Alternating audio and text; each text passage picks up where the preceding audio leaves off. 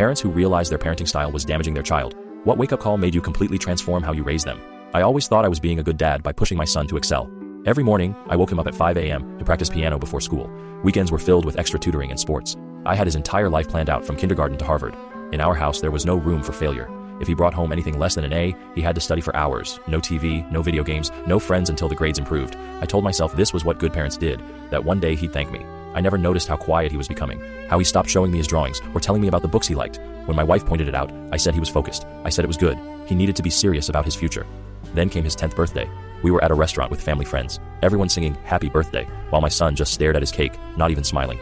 When they finished, one of his cousins told him to make a wish. I will never forget the moment he looked up and said in this tiny voice, "I wish I could make Dad happy." Just once. The whole table went silent. My sister-in-law tried to laugh it off, but everyone looked at me. That night, after the party, I was putting leftover cake in the fridge when I found something, a folder my wife kept with our son's schoolwork. I flipped through it and found a worksheet that said, "What makes you special?" Underneath, he had written, "Nothing yet, but I'm trying really hard." I sat at the kitchen table staring at those words. Then I found a drawing he made of our family. Everyone was smiling except him. He drew himself with a straight line for a mouth and a thought bubble that said, "Be better." I couldn't sleep that night. His wish, wanting to make me happy, kept echoing in my head.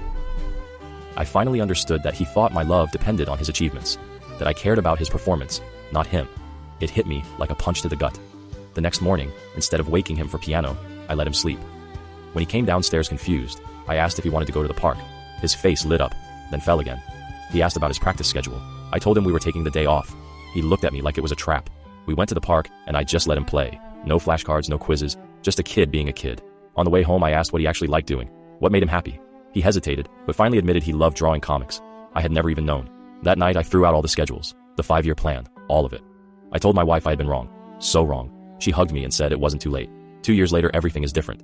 He still plays piano, but because he wants to. His grades are even better now, even though I don't punish him over B's. But the biggest change is his smile. Yesterday, he ran into the kitchen with a comic he drew about a kid superhero saving a city. He was so proud. I hung it on the fridge, and he looked at me like I had given him the whole world. I realized the wake-up call wasn't just for him, it was for me. I almost missed knowing my own son because I was too busy trying to shape him into something else. Now I know what makes him laugh, what scares him, what he dreams about. And the irony? By loosening my grip, he's flourishing more than he ever did under pressure. He's still the same serious, thoughtful kid, but now there's joy too. I wish I could go back and shake my younger self, but at least I woke up before it was too late.